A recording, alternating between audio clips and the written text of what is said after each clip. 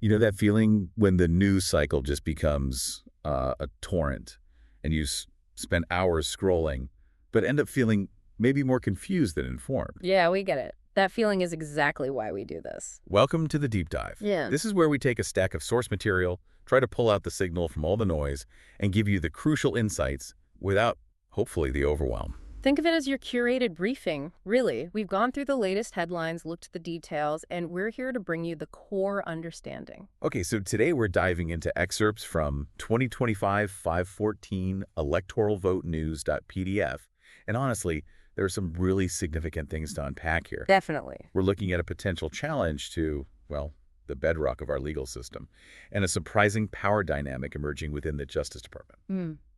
And that jumbo jet gift, that raises some serious questions. It really does. Plus, there's a notable Republican strategy on Medicaid, an eyebrow-raising Democratic win out in the Midwest, and the ongoing struggle over voting rights in Alabama. Right. Our aim is to give you not just a summary, but real clarity, and context for these things that might seem separate, highlight the connections and what they might mean down the line. All right, let's dive right in. First up is something that really made me pause. This discussion around suspending habeas corpus. Yeah. Now, just a quick reminder for anyone who needs it, this is that fundamental legal right. It ensures that if you're detained, you can actually go before a judge to challenge if that detention is legal. It's absolutely core. Protection against the government just locking people up without cause. Think back. Historically, abuses of power, people jailed indefinitely with no recourse. Exactly. Habeas corpus was key in preventing that kind of unchecked authority. And what's really noteworthy now, as the source points out, is how Stephen Miller and Donald Trump have discussed actively looking at suspending this right. Initially, it was framed around deported individuals, but there are hints it could be broader. And, the source raises a significant point. Some argue the administration has already kind of done this for certain deported immigrants, like Kilmar Abrego Garcia. They're effectively beyond legal challenge once they're out of the U.S. system. That's a really crucial point. And this is where it gets really interesting when you look at the Constitution itself. Right. Article 1 is pretty clear. It says, habeas corpus shall not be suspended unless when in cases of rebellion or invasion, the public safety may require it. So 2 immediate problems jump out there. Yeah. First, that threshold rebellion or invasion. I mean, despite all the heated rhetoric, there's no legally recognized invasion at the border that meets that specific constitutional bar. Right. And second, the power to suspend. The Constitution gives that to Congress, not the president acting alone. Exactly. So looking at the history makes the current talk seem even shakier. It really does. Habeas corpus has only been formally suspended 4 times in U.S. history. You've got the Civil War, parts of the South during Reconstruction against the KKK, the Philippine War, and briefly in Hawaii right after Pearl Harbor. And each time, it was limited, right? Geographically limited, time-bound. Precisely.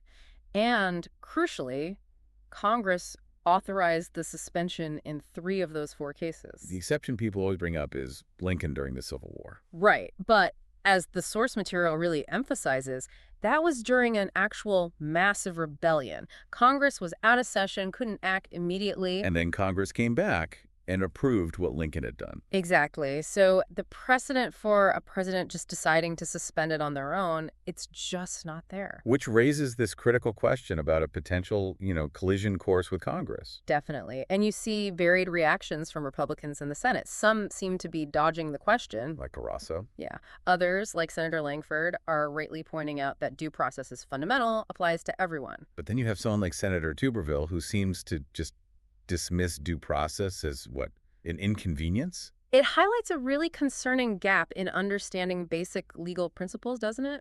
It does. The source even includes this pretty provocative editorial idea about a Democratic governor arresting Tuberville to make a point, comparing it to Rosa Parks, that kind of civil disobedience. It calls it an ugly notion and obviously a slippery slope. For sure. Because it really drives home how seriously some view this threat to a foundational right, makes you think about what lengths people might feel they need to go to.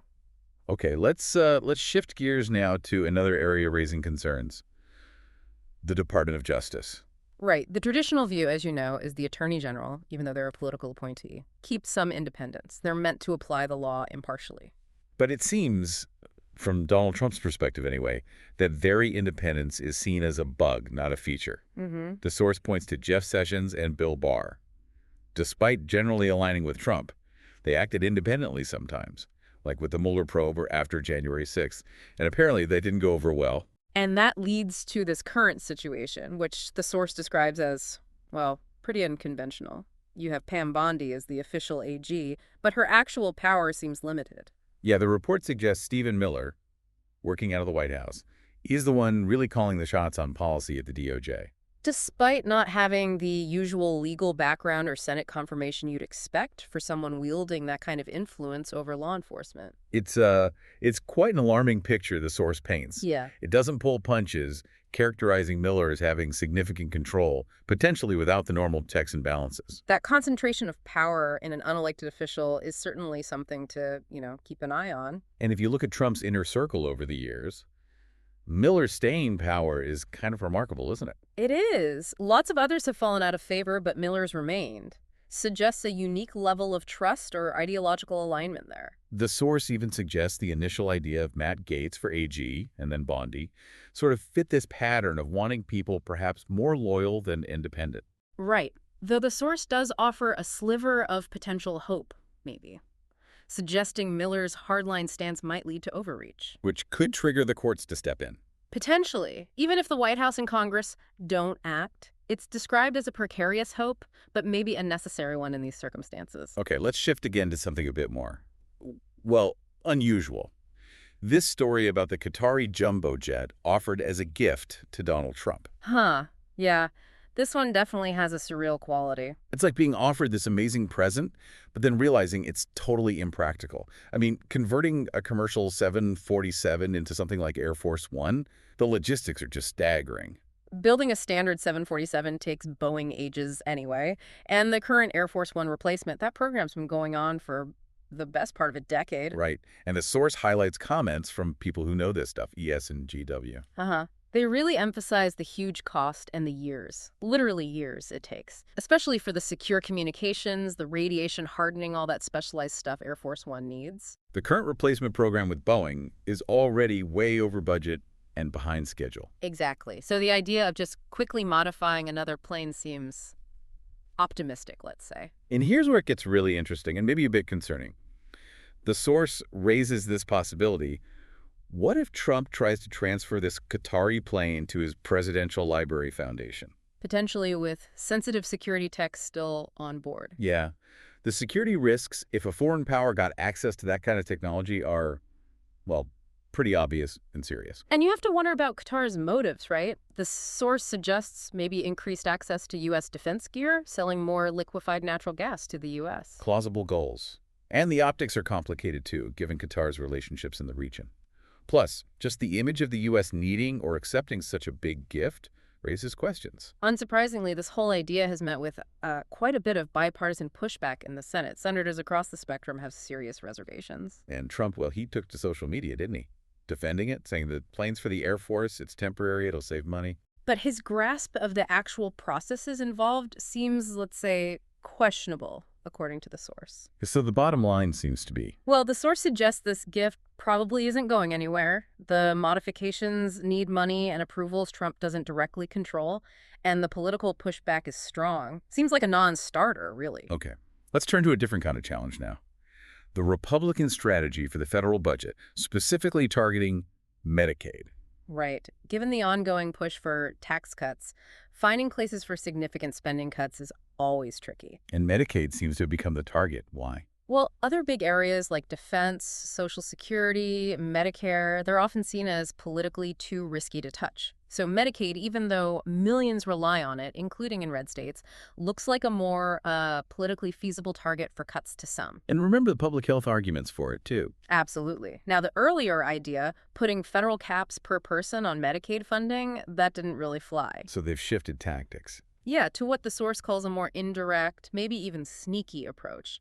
It involves these community engagement requirements, basically work requirements for certain adults, plus more state screening and audits. The underlying idea being, Well, the analysis suggests it's similar to the thinking behind things like strict voter ID laws. You create more hurdles, frame it as preventing fraud or abuse, but the practical effect is often that fewer eligible people end up enrolled. Even though evidence suggests most Medicaid recipients who can work already do work. Exactly. And increased screening often costs a lot administratively for very little gain in finding improper payments while potentially kicking eligible people off. And the Congressional Budget Office looked at this. They did. Their estimate is pretty stark. Potentially 8.6 million people losing health insurance. That's like a 30% jump in the number of uninsured Americans. Wow. And is there agreement among Republicans on this? Doesn't sound like it. The source mentions internal disagreements in the House caucus. Budget hawks pushing for cuts versus moderates worried about the political impact, especially heading towards the 2026 elections. And Speaker Johnson has other headaches too, like the SALT deduction issue. Right. It's a tough balancing act. The source even critiques a New York Times headline, calling it an example of both-sidism that perhaps downplays how significant those CBO numbers really are. Okay, let's move to the political landscape now. There was a notable mayoral election result in Omaha, Nebraska. That's right. John Ewing Jr., a Democrat, won quite decisively against the Republican incumbent Gene Stothert. Officially nonpartisan race, but everyone knew the alignments. Always got to be careful reading too much into one local election, right? Absolutely. Omaha can be politically mixed. Ewing initially focused on issues like public safety, fiscal stuff, things that can appeal across the aisle. So not necessarily a pure Trump referendum. Not necessarily just that. But there are reasons to think national politics, maybe Trump's influence, did play a part. How so? Well, late in the campaign, Stothert went harder on attacking Ewing over transgender athletes. And Ewing countered by linking Stothert to Trump's agenda. And the margin of victory was pretty significant. It was, especially in a congressional district that Democrats really need to win back if they want the House. So seeing that kind of swing there is potentially meaningful. So for Democrats, it's maybe encouraging, but don't get overconfident? That seems to be the takeaway from the source. Yeah. Be encouraged, but it's just one data point. All right, finally, let's look at this ongoing and frankly kind of amazing redistricting situation in Alabama, the state legislature versus the federal courts. It's been a long saga. So back in 2021, the legislature drew a map with only one majority black district. Despite Alabama's demographics and voting patterns. Right. Federal courts stepped in, said this likely violated the Voting Rights Act, ordered them to draw a second majority black district. The Supreme Court backed that up. And what did the Alabama legislature do? This is the astonishing part, according to the source. In 2023, they came back with a new map that still only had one majority black district, basically arguing a second one wasn't needed. Defying a direct court order upheld by the Supreme Court. Essentially, yes. The judges, Republican appointees themselves, were reportedly quite surprised and frustrated by this clear refusal to comply. So the court had to step in again. They appointed a special master. That master created what's called Remedial Plan 3, which did have two majority black districts. And that's the map they used in the 2024 elections. Correct. And, no surprise, black representatives were elected in both of those districts. Interestingly, the special master focused on things like keeping communities of interest together, like the Black Belt, rather than explicitly using race data to draw the lines. And the court just made a final ruling on that defiant 2023 plan from the legislature. Yes, and it was scathing. They found the legislature intentionally discriminated against black voters, a violation of the Voting Rights Act and the 14th Amendment. Based on what evidence? The court pointed to the clear history of racially polarized voting in Alabama, how tough it is for black candidates to win statewide or in non-majority black districts. The statistics were pretty stark. And they really condemned the legislature's action. Oh, yeah. The source quotes the court calling the attempt to evade their orders intolerable in our system. So that 2023 plan is permanently blocked. What are the consequences now? Alabama could be put back under federal preclearance for voting changes, meaning they'd need federal approval before changing election laws again. A huge step. Like going back to the past, in a way. In a way, yes. And the court even hinted that the map they drew might just stay in place until the next census, basically saying they don't trust the state legislature to follow orders. Wow. The judges basically said the legislature raised the stakes beyond just redistricting, referencing the history of resisting court orders, especially in Alabama. So quite a situation there. Okay, let's try to wrap this up. We've covered a lot. We have. This concerning talk about habeas corpus, the unusual power structure at the DOJ. That whole Qatari plane saga, the potential impacts of the Medicaid proposal. Right, the signals from the Omaha election and this really stark defiance in Alabama over voting rights. A common thread seems to be this tension, doesn't it, between established legal and political norms and these new challenges or pressures. Definitely underscores how dynamic things are right now. Indeed. So here's maybe a final thought for you, the listener, to chew on. Thinking of that Alabama case, what are the longer-term implications for enforcing the Voting Rights Act, for the role of federal courts in ensuring fair representation? That's a big question with a long history and, as you said, profound implications for the future. It really is. And as always, this deep dive just scratches the surface, right? Always more layers to uncover, more questions to explore.